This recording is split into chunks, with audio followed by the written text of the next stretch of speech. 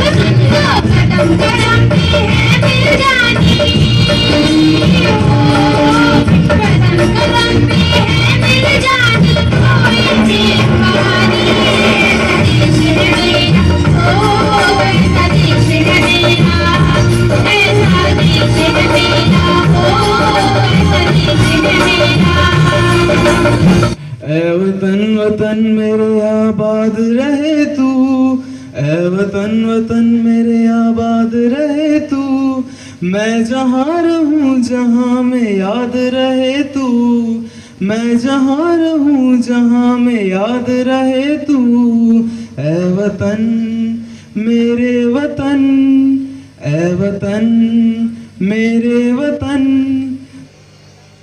मैं उस देश की नागरिक हूँ जिसके होठों पे गंगा और हाथों में तिरंगा है।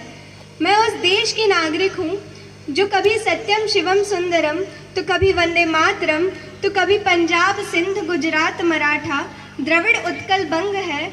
मैं उस देश की नागरिक हूँ जो हर ठुकराए हुए की शरण स्थली बन जाता है और 7 समुंदर पार परदेसियों को भी अपने ब्रदर एंड सिस्टर कह के बुलाता है।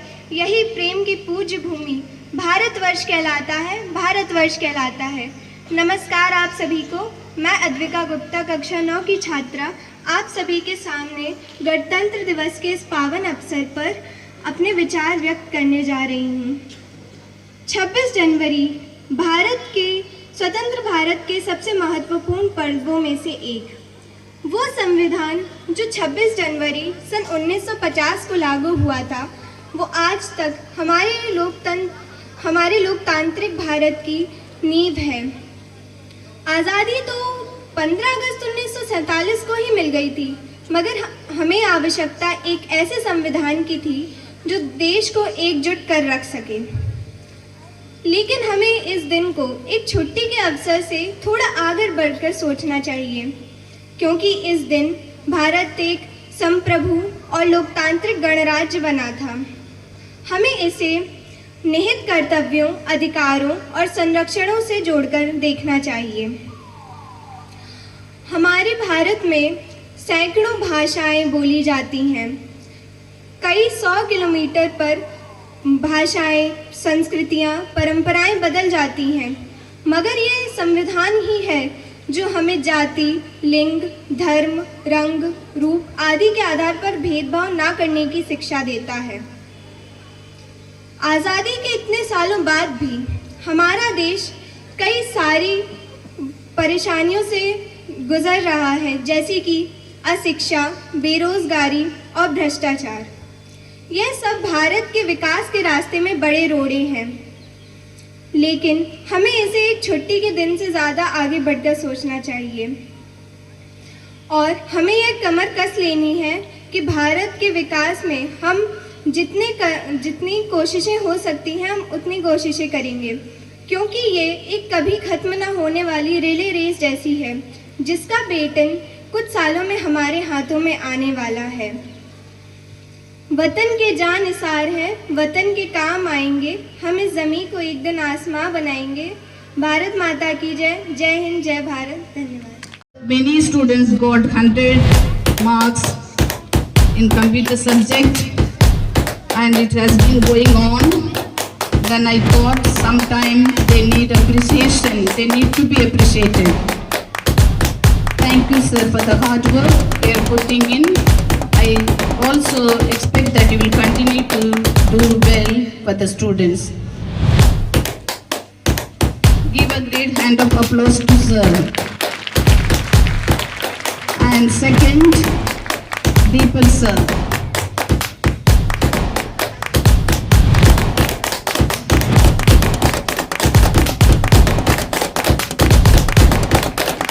Thank you also sir for the hard work that you do for the school.